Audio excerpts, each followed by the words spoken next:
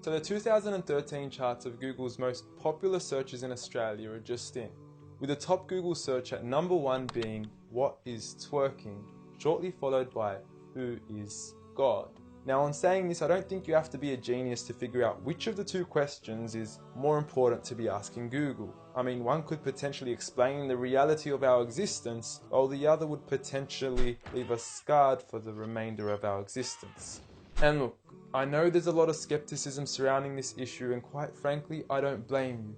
I mean, the meaning of God has been thrown around so often we forgot what it means. From some Zeus-like man in the sky with a big beard, to Thor, to a half-animal, half-human creature, to Kanye West shamelessly producing a track titled "I Am God" on his album Yeezus, to Eminem then self-proclaiming himself as the rap god, a new brand of clothing titled "I Am God", and who could forget Justin Bieber and his Believers. You affectionately refer to your fans as beaners.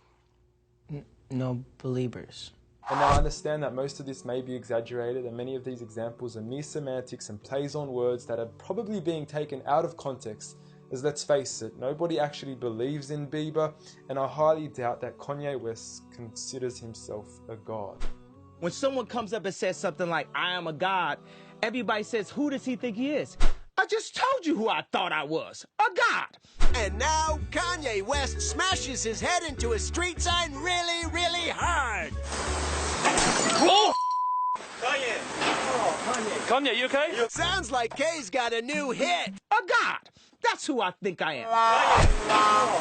Kanye, you okay? So with all these misconstrued definitions of God, the least I could do is help clear the water and help us finally find out who is God. Well, to begin, let's start with the things that we all agree on. First and foremost, we're here. We just began and we exist. And like all things that begin to exist, they require a cause. Things don't just come out of nothing, and although at times we sometimes wish they would, they don't. If I told you that this glass sprang into existence, this glass made itself, you said Muhammad Ali's crazy. So in saying that, knowing the cause of us is crucial to understanding who God is. Although we are able to explain that we did have a beginning, as many leading cosmologists have affirmed, we are still left unanswered as to what was the cause of our beginning. And before you lash out saying, "Oh, but we can't see what happened before we began," or "you can't prove there was a creator," we say quite openly, neither can you disprove a creator. And by observing the reality of our world and our existence, its order, its structure, and the systems, I see no reason not to believe in a creator. But then one may ask, where did this creator come from? What was the cause of him? And it will go on forever and ever, which would most probably lead to us never have ever been created. So for God to exist, he must exist without a beginning, therefore not requiring a cause, making him eternal. He should also be transcendent from his creation and not bound by any of the realms he had created, whether it is time, space, or matter. For instance, when Steve Jobs makes an iPhone, he doesn't become the iPhone, he is separate.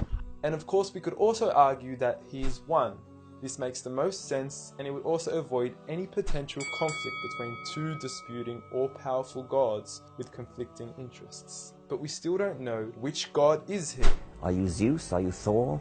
Are you Yahweh? Well, if you agree with everything I've said up until now, you will realize that each of these gods don't fit into our established criteria of who God is.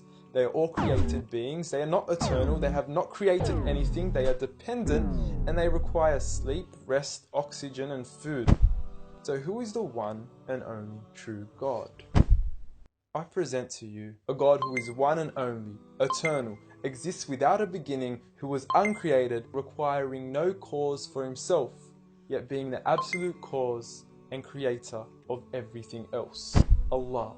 A simple definition of God that is logical and rational. There is nothing like him, no man, no creature, nothing imaginable. He is the one who is perfect, although I don't like using the word perfect because our understanding of perfection would never encompass his true essence. He is in control of everything, whereby nothing can harm us unless he wills it. He is the all-knowing, the all-hearing, and unlike our friend Kanye, he is the all-seeing. Many of us would then argue that although these verses do provide a logical and sound concept of God, how do we know that these words are indeed the words of God? Well, first and foremost, the Quran isn't just any book. It was revealed over 1400 years ago as direct revelation from God to the final prophet Muhammad, peace be upon him, and was sent as the most eloquent piece of literature to before mankind.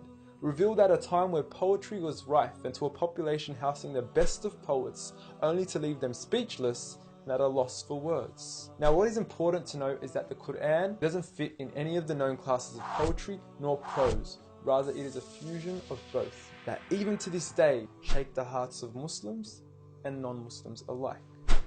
It's almost trance-like. You can hear it's very euphonic.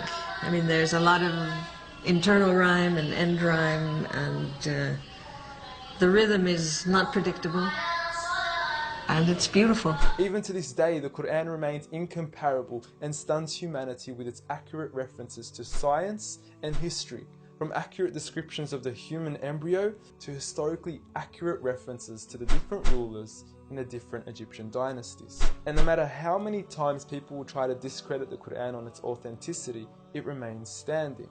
Will you please, at the very next science lesson, get some salt water, get some fresh water, and mix them and see what happens? The Quran says 2 seas, not 2 cups of water. And to those that doubt it is from God, the challenge is simple.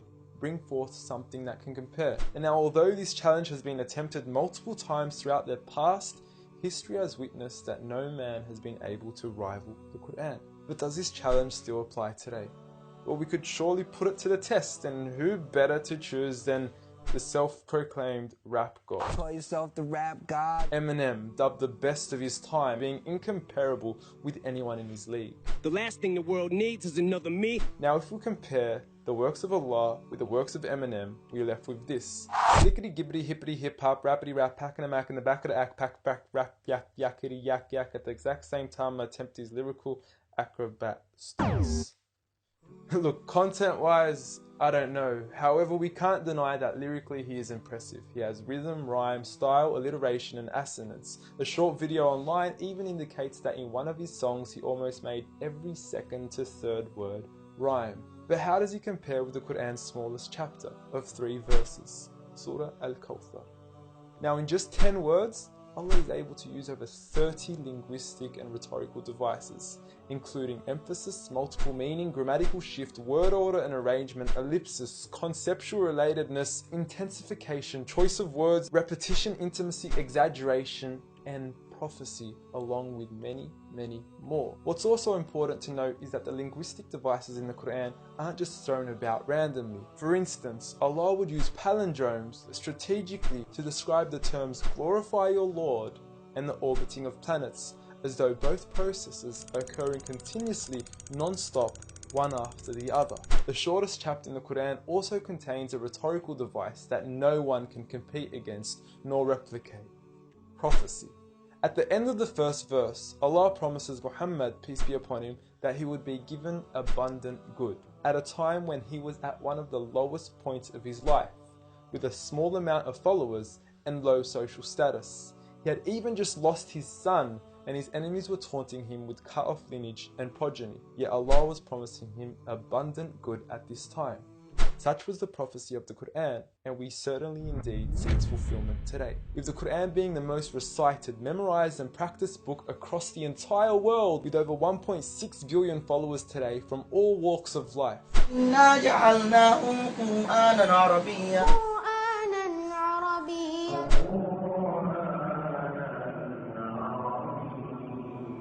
Now, I know many of you are probably thinking, okay, cool story bro, but what's the purpose of the Quran? Well, the importance is that it gives meaning to life. From our overall purpose of existence to why we're here and what happens once we die. God teaches us that each and every single one of us is being tested. We weren't created for mere play, we were created with a purpose, and that is to be obedient to God and His rules. Those who believe, there is reward, and those that don't and are arrogant, there is a punishment. And look, I apologize for trying to squeeze all this into one small video, but I've given you everything you need to know who God is and why we are here. So read.